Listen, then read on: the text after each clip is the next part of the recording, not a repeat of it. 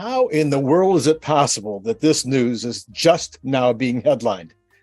4,000 people were surveyed, and just this one group said that they were less interested and less likely to buy electric vehicles. This is Randy Kirk. If you like this kind of content, please hit the like and, of course, hit subscribe if you haven't done that already.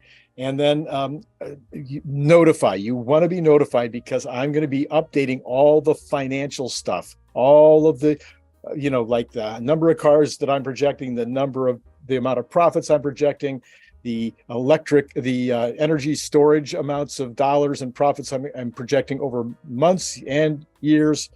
You're going to want to see all these projections that are coming up. And by the way, I'm going to be putting them all up, of course, on spreadsheets on Patreon. So if you'd like to have more time to think about them, look at them and go through them, those are going to be on Patreon as quickly as I update them. All right. So that you just go down below and check on Patreon. Okay. Well, have you had a chance there to figure out who this group is, what group it is that I'm talking about? Well, according to an article by Aaron Baker at goodwood.com, the consumer gender gap is widening compared with the buying behaviors around combustion engine cars. It made no sense, she said, to observers.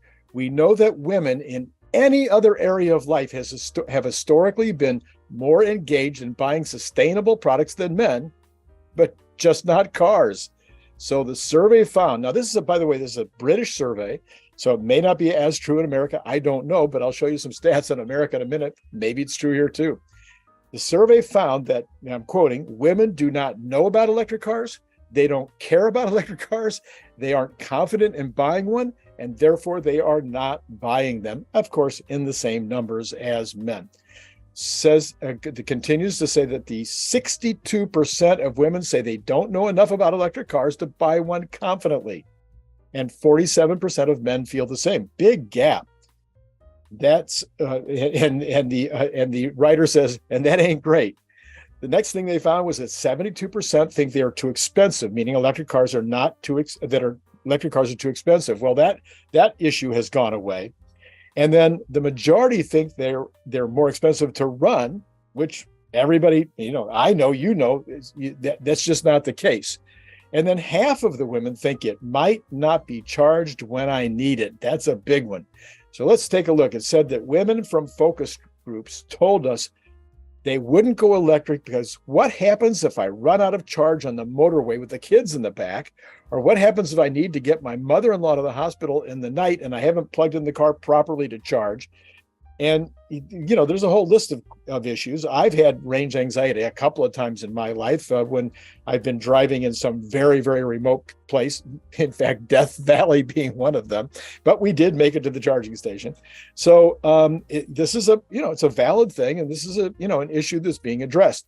So then other stats, these were not from her stats, but rather from a different set of stats I found. Men make up 75% of the individuals who purchase battery electric vehicles in the United States. 75%. People aged 55 make up 53.6% of BEV owners. That might have to do with wealth. It might have to do with a lot of things. I'm not sure. And then those earning $100,000 annually make up 57%. So that, would correspond with that folks being older might have the wherewithal. And then 87% of EV owners in the U.S. are white. So that would be overwhelmingly white old men that are buying BEVs. And I bought one, but it was for my wife. So, we're not fitting that thing exactly. So, all right, let's consider some more of the details here. But first, I'm going to highlight a friend of mine who is also a co-author on one of my books and also now a client. Shayla Chamberlain is a CPA who has major skills in both tax and business accounting. By the way, this is an advertisement, but it's not a paid advertisement. I'm trying to help Shayla get some more business. When I met her a little over 5 years ago, I was so impressed with her skills that I suggested we write a book together. Because, there's a lot of business people out there that are just not knowledgeable about how to look at their P&L or how to even know if their accounting information is being prepared properly. So we created this book. The title was Making Money Out of Thin Air, because the reality is, if you know how to read your P&L statement, and if the PL was prepared correctly, a lot of times you can definitely make money just by making some shifts based on your P&L. So anyway, a few months ago, Shayla and I, she decided to hire me as a consultant to help her with her marketing. And so what I'm suggesting to you right now is if you are in business for yourself and you're not happy with your CPA, give Shayla a call. Maybe you're even sort of happy with your CPA, but give her a call. You can call her at 951-768-2969. Even if you don't own a business, she does individual tax preparation, especially if you have complex tax issues. And of course, if you're an investor, sometimes you do have complex tax issues. Give her a call on that as well. 951-768-2969. Now, by the way, it's so interesting. As I was preparing this video, General Motors, Mary Barra got on Twitter with Elon, followed in Ford's footsteps, and made their announcement that they're going to also be using the Tesla charging stations. Well, boy, that sure fit in with this particular video, because to the extent that now there are double the number of charging stations for GM electric vehicle owners or Ford electric vehicle owners in the United States where they can go get charged. And anybody that has a Tesla knows there's no issue with getting charged at this point. Well, that is going to help the ladies who are apparently concerned, what we call BAD. Did you know what it's called? You know what BAD is? BAD is battery anxiety disorder. So that is less and less a case for Tesla owners. I think it's not a huge deal for folks who don't have Teslas, but now it should be even less of a deal for everybody. Now, these are not happening immediately. The rollout of this availability is going to be next year and the following year, but it's going to be good long term.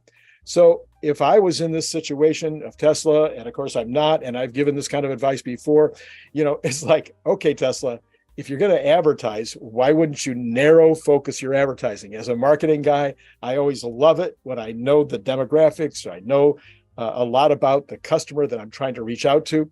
So in this particular case, you have a distinct demographic to go after. This would be women as a group, right? And a great place to start is not Twitter. So it's so interesting that the number one place where Tesla gets really advertised is on Twitter, and that is a male-dominated social media area.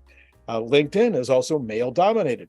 So if you have all this expertise, Tesla has all this expertise in social media and knowing how to manage social media and generate opportunities from social media, why don't they apply that now to Instagram and Facebook, where it's much more dominated by females being involved? So that would be one of the ways to do it. And what do? You hire top influencers that appeal to women. I think that would be an easy way to get some immediate action going that would address this big group. You can also narrow focus on streaming videos, streaming television, streaming cable, etc., where you know that women are watching. Now, there's a second group I've talked about a lot that is not currently buying Teslas, not currently buying EVs at all. And that is the conservative buyers in the flyover states. And I mentioned a couple of days ago that there's now some reporting out there, some surveying that's been done that shows that conservatives are starting to buy EVs at a faster rate than even liberals, but they're starting from a very low base. So you look at a lot of the states across the country, not California, not Oregon, not Washington, not Arizona, not New York, and you look at those flyover states, and some of them are only at 2% of purchases are currently electric vehicles, and whereas California is over 17% at this point. So that is another focus, another way that you can focus in and say, okay, how do we reach out to those folks? Again, by what kind of television are they watching? Where can I find them on social media? Is this something I can do with billboards or bus bench ads? Or, what would be the method that I might use in order to reach out to those folks? Who would be the influencers that I might use in order to appeal to that conservative, huge, massive conservative belt of folks across the Midwest? Anyway, those are some additional methods.